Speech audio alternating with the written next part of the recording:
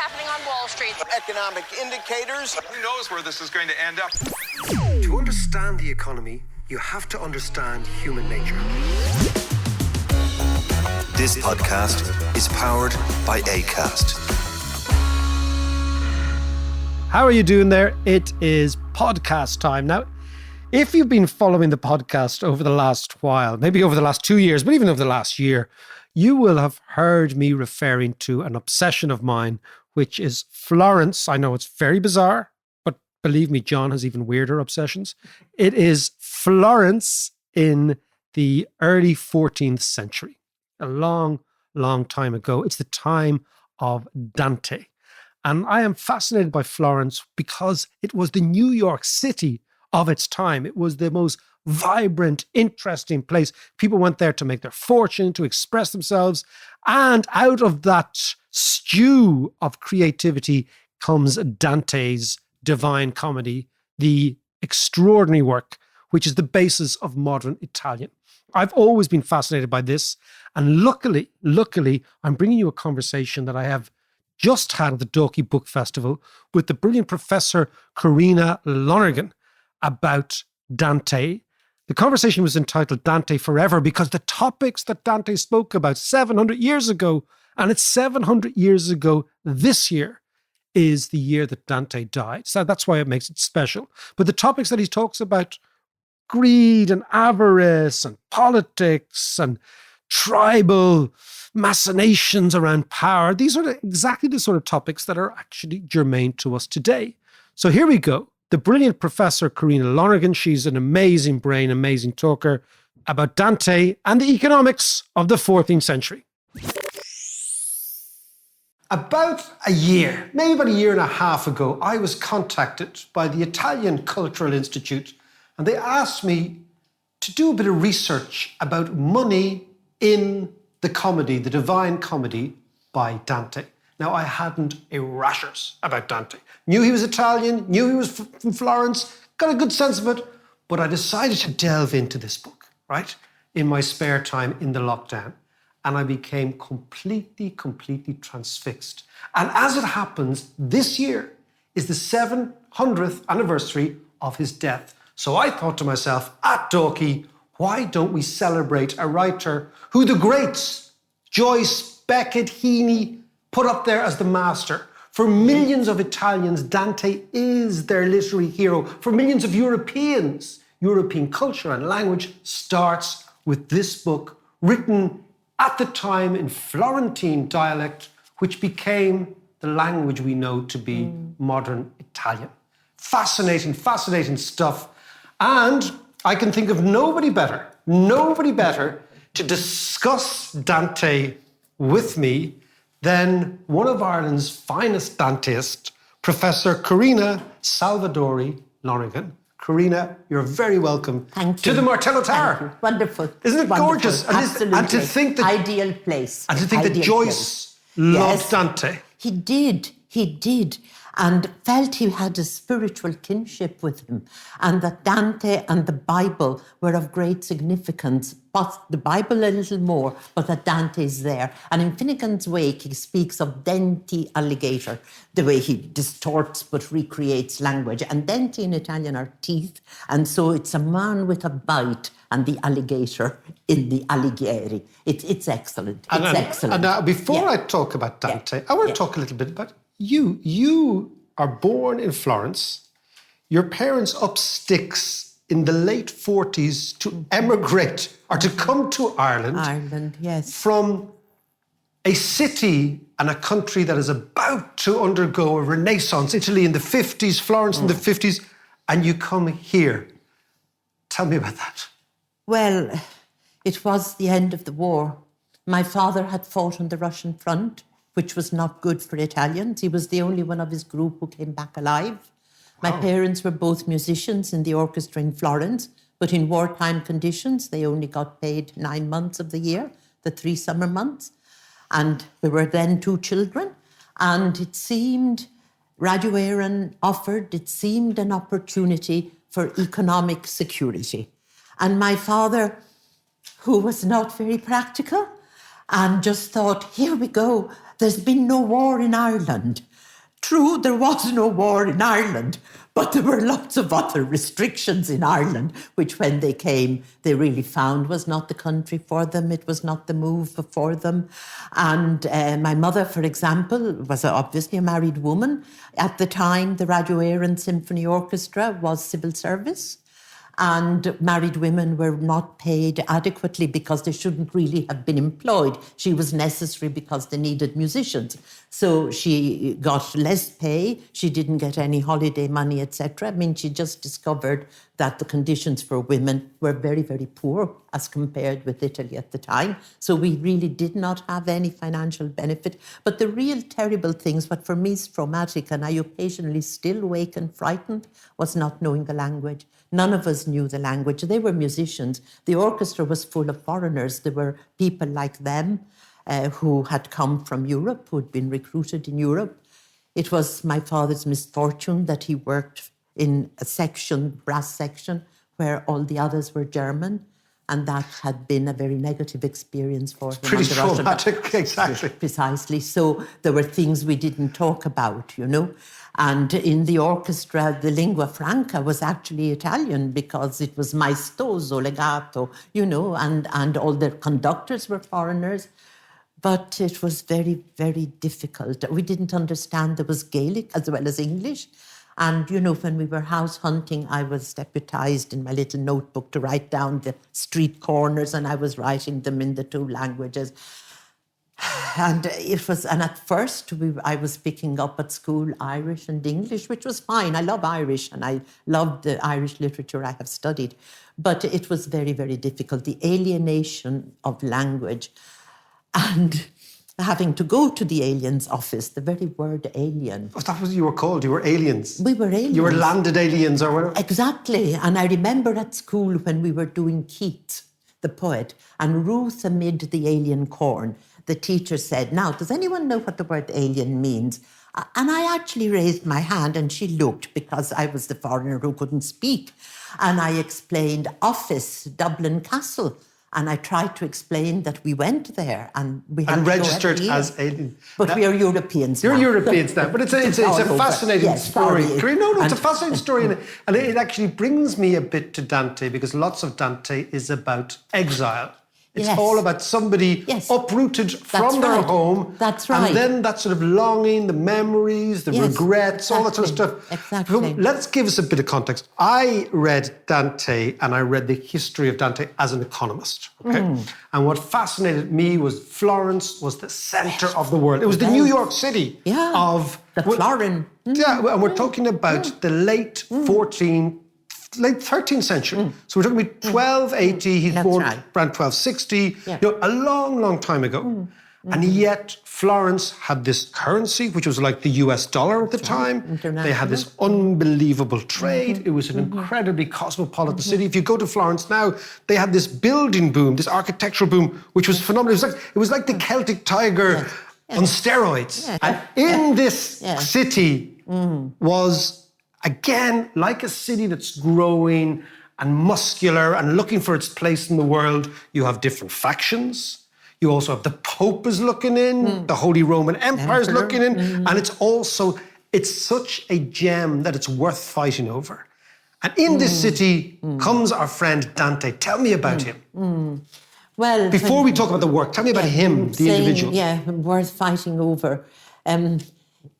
Dante did not move readily with the wealth of the city. Okay. There is a sense, there is no aristocracy there. There isn't in the Florentine society. But there is a sense of the established families. And the established families have values. In the Paradiso, he recreates the Florence of olden times. Now, like all recreations of the past, it's highly ideal, you know. And he gives out about the people going around with leather belts that have these beautiful jewels in them. People are still coming to Florence for the leather belts. It's apparently the single item most sold of Florence. On the Ponte Vecchio, you can buy your leather. Exactly. But he couldn't take this economic development also because it brought in people from outside. He didn't want them.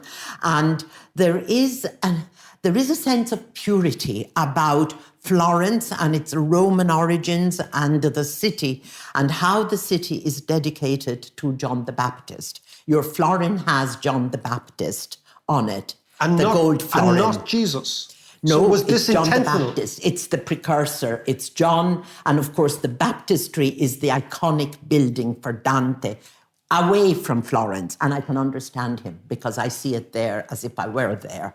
Is And that the beautiful building beside the dome? And it's an extraordinary structure. Yeah, so that's the extraordinary. baptistry. And the whole inside is the mosaic, which inspires the comedy. I mean, his Lucifer, he depicts exactly as you have it in part of that baptistry. Oh yeah, to this day, you walk in there and you have the sense of being exactly where Dante was and where he was baptized. For him, the notion of baptism is very strong because that gives you identity. Your name is given to you at baptism, and that is your portal to the faith, which is how he describes it in the comedy at one point. So it's the loss of the baptistry. He could not take that wealth. And for him in the comedy, the precursor, John the Baptist, who is the patron saint of the city, 24th of June every year we celebrate and so on. And so John the Baptist is for him the patron, and he is a symbol of asceticism. So what Dante wants is really, and he works towards it, a just society. He wants politicians and religious leaders, both, not to be self-serving, not to be always self-seeking for power, for position, for me being better than you, but rather for us to work for the community. He's very Aristotelian in his sense of we are created for a social order. We are animali civili, compagnevoli animali. We are companionable people. We need society. We are to fit into society, and society has room for the different talents which have to collaborate, work together, so that ultimately we are creating peace, because this is what he wants.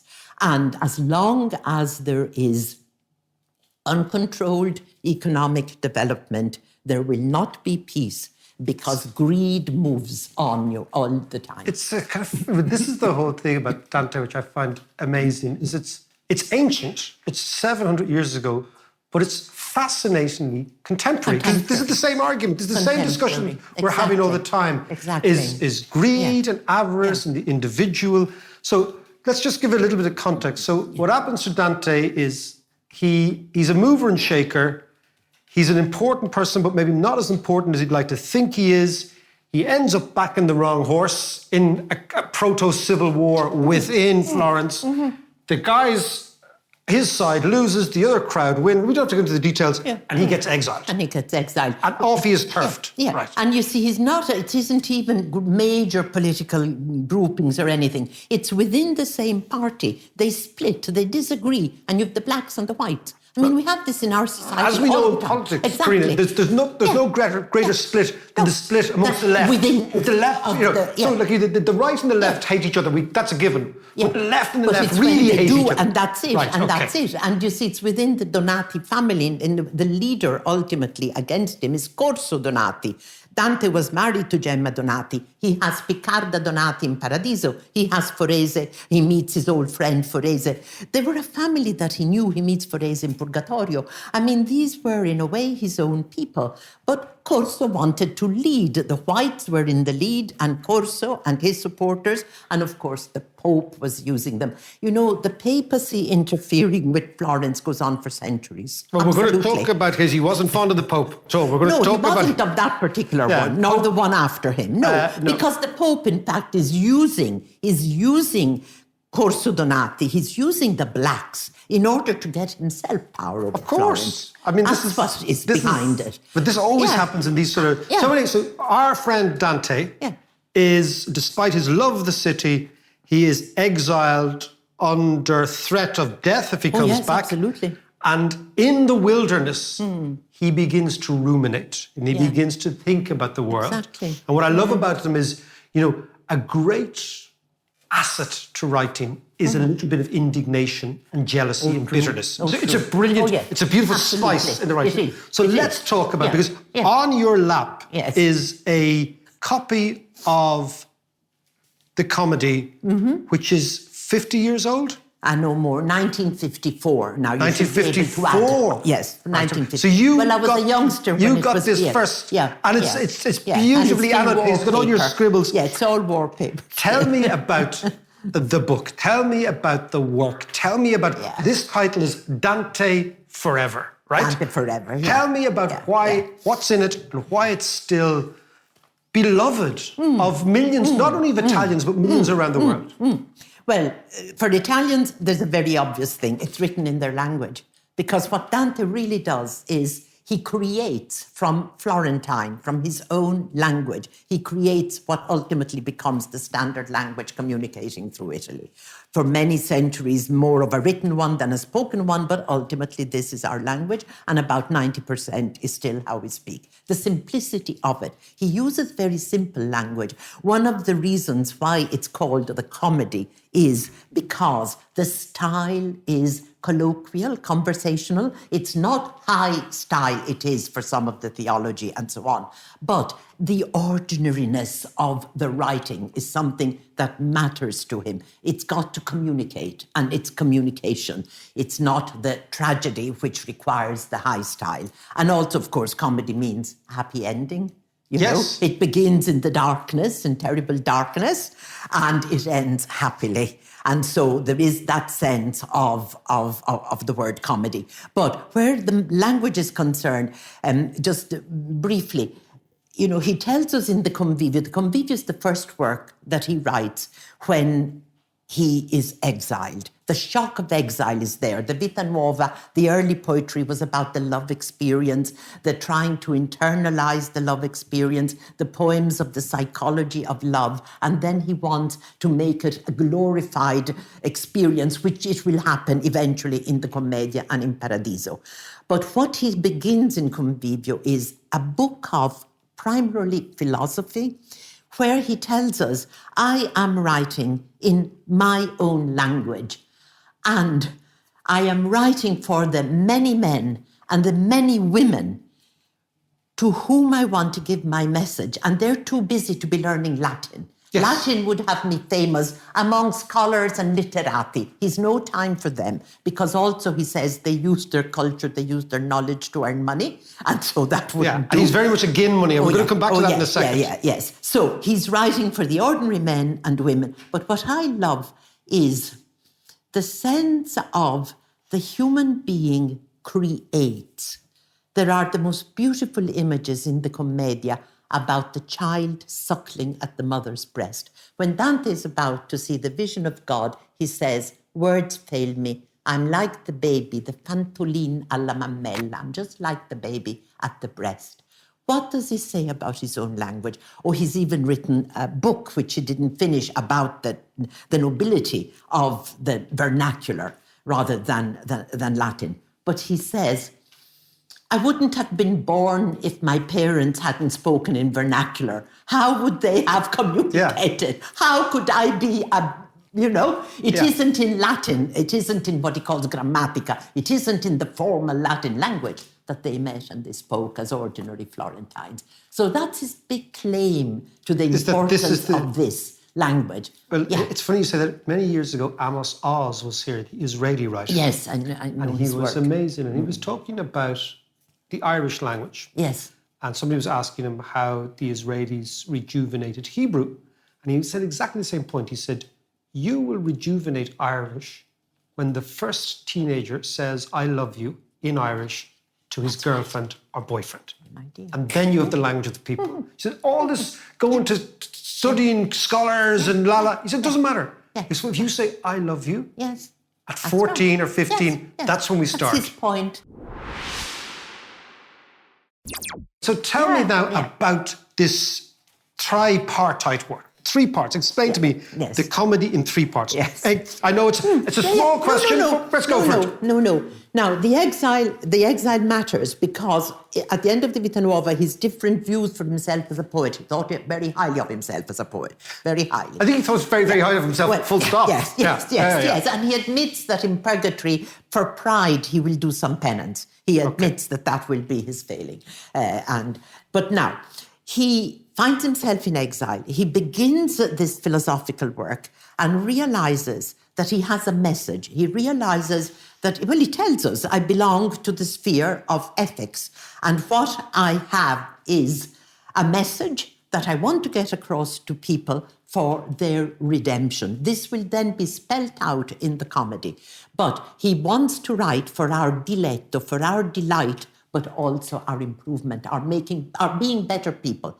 Because he identifies in the very first canto of the comedy the wolf as the power of greed. And he basically takes Paul that greed is the root of all evil. And unless this greed can be controlled in society, society will be destroyed. So what happens to him is that he has a crisis and he changes from the prose of the convivio deliberately to the poetry of the comedy, because poetry is more mnemonic. We remember it better. I can remember a lot of this, which is just from the pentameter and the sound and the whole. Sound, yeah. You see, and the terza rima is very easily memorized. It's not easily rendered into English, but it's very easily memorized in Italian. And so the tripartite, the terza rima, and he sees himself in a crisis. In a crisis, he begins with us, nel mezzo del cammin di nostra vita. So we're there with him. That's the very first line. The second line is mi ritrovai. So we have a society in trouble, and we're all one, and then he himself in trouble. And he is very, very distraught. He speaks of it as being a feeling almost as if you're going to die, and he's coming to his senses, basically, in a midlife crisis. This is how it begins. This is, by the way, I can completely identify with this midlife crisis. Yeah. Well, yes, This is it's time exactly. to I'm having one. I'm having yes. one. But Well, I don't have to go to purgatory and hell to get out of there. That this Yes. is why. Well- Why does he end up? Because this is what. So give me the journey. Because what happens is that he sees the hill. He sees, oh, good, I'll get out of this darkness. I'll go up the hill. There's the sunshine up above. Except that he finds there are 3 beasts that block him. And then someone comes to help him, Virgil, and he says, yeah, you're going to get to the happy end, but you have to go through the... You have to go through the bad bit first. And this is the human And redemptive that is- process. Exactly. He has to go into hell. And what hell is really about is facing the reality of why we act as we act, facing ourselves ultimately, because there's a bit of Dante and there's certainly a bit of us all in the damned whom he meets. 2 of the damned have nothing good that can be said about them, and that's it. They're nothing can be good. All the others are great, great people.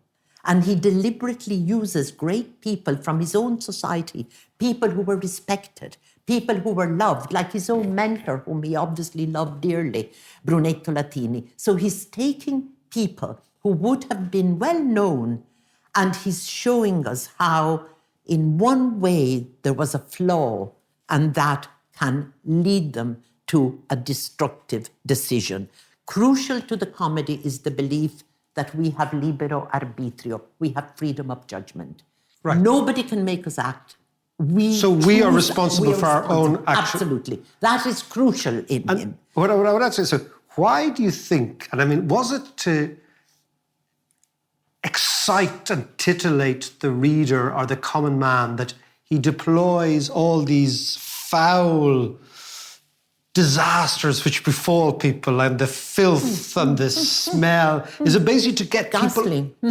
It's to get people on side. It's to get the common man in the market to say, "Oh, this is interesting." Yeah. Well, it's to really make you realise that as a social being, you are causing harm to others. And do you really want to identify with one of these? Do you want this to be your future? You know, it's spelled out in the comedy to him that he has a message for mankind. Un pro del mondo che malvive. The world is living wrongly, and you're to go. And what is he told to do? Pacche tu scrive, write. And he is a writer all the time. You know, when he meets Peter, I'll go back to our tripartite, but when he meets Peter and makes his creed, he says, I believe in what you and the others wrote. And the implication of that is, I want my readers to read me and believe what I am writing. Okay, so he aligns himself cleverly with the creed and with the prevalent. And with the writers, And so tell me then, so he has all these characters, some of whom he has a grudge against, some of whom he doesn't like. Well, yes, but you all would of have whom, a grudge against some, definitely. But all of whom are reflective of, yeah, exactly. Yes. Listen, grudges are human. Oh, yes, absolutely. To begrudge is to be human, you know. Yes. Anyway, so he condemns them to hell, and then he begins this redemptive process where you go to purgatory and you finally get to heaven. Tell me about that. Yes, well, having faced evil, most of the time when we do something wrong, we don't call a spade a spade. No. We do wrong, as he quotes scripture, following false images of good. So he's really wanting us to face the reality of the wrongdoing. And finally, after all that effort, because Dante in exile will have travelled with huge difficulty, possibly by mule, much of it maybe on foot over the Apennine. And the whole sense of the physical difficulty for him in the journey is fantastic. If you're a hiker, as I am, it's really great. You can identify with it, the holding on to the rocks, the trying to heave yourself up, you know? So you have all of that. And he and Virgil, with great effort, they go out through a tunnel, and they come out and they see the light. This is the wonderful end of hell, that there are stars there. They come out to the stars. And then they get to southern hemisphere, to this mountain of purgatory. And there he meets his friend, Casella, immediately meets other friends as well. But purgatory is a beautiful, I mean, of the three, I can understand a lot of people like it best, that purgatory section, because it's easier for us to identify with it. Purgatory is time-bound. Hell isn't. Hell is eternity. That's a really good point. Yeah. Yeah, so exactly. purgatory, you can set your clock. Yeah. You say, well, I'll be out of here in a few days. A few centuries. Few centuries, Doesn't yeah. matter, doesn't but matter. Least, but the fact is, and it's lovely, that character from Purgatory that Beckett loved, Belacqua, Dante's friend, he was obviously not very physically active. And when he meets Belacqua's hunched down like this. And he sort of says, Asher, why bother rush on? I'll be okay. You know, in the end, I'm going to be saved. The wonderful thing about purgatory is once you're there, you're saved. Yeah. So it doesn't matter how long you're in the waiting lounge for the last flight. Now, it's not very nice waiting, you know. I could identify... It's more Ryanair than upper scale. Yeah, no, it's a Ryanair rate, and it's not like Virgin upper class. Right. But you're going to get out of there eventually. Yeah. But at least in the end, you get to destination, no matter. And it's just lovely because it's meeting with friends. Now, they are suffering. Come on, the proud are carrying these huge boulders on their backs. The envious have their eyes stitched up because it was through, like he doesn't. You know, he doesn't welch on the detail. No. But this is great stuff. I mean, this is. It is. It's very human. And but in the background is this woman that he fell in love with. Kind of bizarre for me as a male. This obsession with this woman, Beatrice Portinari. Yes. And she's the woman who never loved him. Well, or he loved her. Oh, yes. I mean, a lot of it was in the imagination, if I may say so. But I mean, in the early poetry, certainly there is a Beatrice who at some point marries somebody else and dies very young. She was 24, I think, when she died. And the poetry he wrote, and in the 1290s, he's writing this Vita Nuova. And it's very interesting because the poems give you a real sense of a very strong experience of love.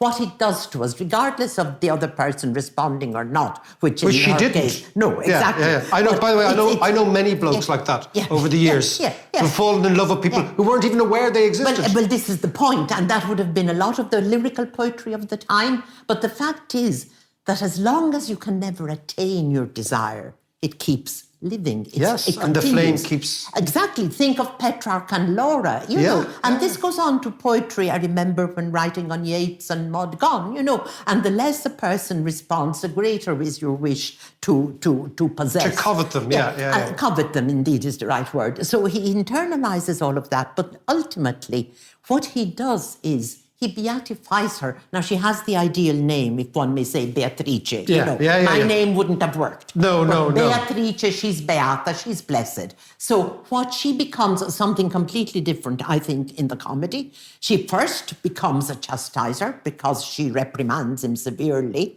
for the way that he has gone astray from all the good that she had inspired because it belonged to a tradition where women were seen, in the courtly tradition, they were seen as mediatrix between man and God. In other words, bringing out the best in us. Right. The love of a woman would bring out indeed your poetic ability, but your virtue, your goodness, your best, it comes out. Your best instincts. Exactly. Yeah, exactly, your best instincts. So she gives out to him because he hasn't come out well. You know, he was accused of barratry. That was a standard accusation. What was barratry? Barratry was appropriation of public funds and misuse yes, of so that them. was his crime. That was his crime. But they all got that. I mean, you didn't bother writing. It's very easy to stitch a man up. Absolutely. Except that we have, nobody believes that that was at all possible. But nonetheless, as someone active in politics, you know, taking a few quid you is, know, yeah. I mean, he has a wonderful line in Hell. Tangentopoli, don't you call that in Italian? Tangentopoli. Tangentopoli, yeah, exactly. Yeah. Well, Tangentopoli existed in Italy, in Ireland. And everywhere, that's what I'm saying. Exactly. And he says it in one line at the time, I remember, about tribunals, a student saying, oh, that's really compact. He says, nay will become A if you give the right money. That's black will become white if you pay for it. This is a long tradition planning in permission Irish. Denied. Here you are. Yeah. Or as we do, what was the post-dated planning in Ireland? Just build it and then figure it out. And then, so let us move now to the significant. Yes. No, look, I love this stuff. This is great stuff, right? This is my carry-on. Let's move to now and Dante in modern Italy, and the way in which. So, for example, any Italian I've spoken to of varying levels of education, right? They know Dante. Well, yes. How come? Because it's taught at school. No, but it must be taught really well. Because it's so accessible. Well, because it's so accessible linguistically. Your Shakespeare is less so. And think of Chaucer, you know. Dreadful stuff. And Chaucer is after, exactly. Whereas you open this and nel mezzo del cammino, ma misi me per la... I mean, it's really the simplicity of the language. So if you avoid some of the density of the theology and whatever, look at the dialogues in it. Like when he meets his friend Nino Visconti in Purgatory, he says, you've made it. I never thought you would, because the two of them had a finger in some pie. They knew one another. And the joy, you know, says, Giudice Cenin. You know, he's really happy seeing him. So the language, I find it very theatrical. And because it's so much is dialogue, even with the Blessed, it is dialogue. So they're just chit-chatting. Yeah, exactly. And so that brings it alive. And I think it's loved for that. Now, it was hugely promoted, of course, by Mussolini during fascist times. Mussolini uses Dante all the time. Well, you see, the bond because there... Of what? Rome. Okay. Mussolini had the notion of Rome, the fascist was, the symbol of the Roman consuls and so on. So, and Dante is very Roman. I mean, even the city of God is a Roman city, and Christ was a Roman citizen. He was registered in the census of Augustus. That is true. That is true. We do, yes. We know that. So, that Romanitas mattered. In fact, if it wasn't for the census, we wouldn't have the story. We wouldn't have the story. The story's based on the census. Exactly, writing again. Exactly. You see, note-taking. So you have this sense of Rome, and Mussolini uses him, and there's a lot that can be. There is a lot in Dante that you can use for patriotism, and then I think the amazing thing is, and when Mussolini collapses, well, maybe it's not amazing. The love of Dante just carries on because he is our fundamental text in schools, and youngsters will learn it, and it's easily learned. But they like it. They like it. So because it's not remote from us, David. When we said earlier about coming to Ireland and how alien it was, when he's exiled, what does he say of a terrible feature of exile? That the bread will be salty. To this day in Tuscany, we bake our bread without salt. But the bread in northern Italy is full of salt. Well, that's what he says. So you Tuscans would find this almost offensive. Oh, yes. Well, I had the opposite in a restaurant in Florence where a group from Brescia came to a neighbouring table, and like all exhausted tourists, they sat down, the bread comes at an Italian restaurant. They all began to eat, and one of them finally spoke and said, this bread tastes of nothing, but when you're hungry, you'll eat it. And I know exactly. How does that sound in Italian? How does that sound in Italian? Questo pane non sa di niente, ma abbiamo fame. We're hungry. Yeah, we're hungry, so we need anything. So we're going to I know, eat anything. I don't- So Dante ate it salty because he'd no choice, and the one from Brescia in Florence eat it without salt because there's no choice. Right. Exactly. But so it's the basic. That's what we linked. Yeah, and that's how the kids are identifying with this with all the Italians. I mean, we have done a whistle tour of Dante. Okay, we've done it in half an hour. I want to ask you one question before you read from the text, and I think we should end with the reading in the original language. Beckett, Joyce, Heaney, the great Irish writers, You could begin with Yeats, of the last 100 years, found inspiration. Even Heaney, not that long ago, in Dante. Is there a connection between the Irish greats and Dante? Because other greats don't deploy him in the same way from different countries. And the connection is very, very strong. I mean, it's really very strong. There's a presence there. And there's a very strong presence in Beckett. Now, you have to say one thing. Beckett and Joyce were both graduates in Italian. That's true. You know, Yes, that so is they true. knew the language. Yeah. And indeed, that bonded them in Paris because Beckett worked in secretarial capacity a lot for Joyce. And I mean, the Dante was a bonding between them. You know, Yeats did not know Italian. Seamus Heaney was a Latinist, good Latin. But of course, for Seamus Heaney, I think the Unjust Society, I mean, his rendering of Ugolino. As Paisley. He describes, tell me about that. You see, well, it's in the story of Ugolino, it's the greatest love story in the comedy, and it's in hell. It's at the very bottom, just beside Lucifer. So you don't want to be down there. You don't the want to be most love story with that. And you have a father who comes to recognise that the greatest gift he has had has been to create. He has 4 sons. But because of his political allegiance, all 4 have been killed. Right. Because he brought that on them. Yeah, so that was his legacy. He does bequeathed that at the time of the hunger strikers in Belfast.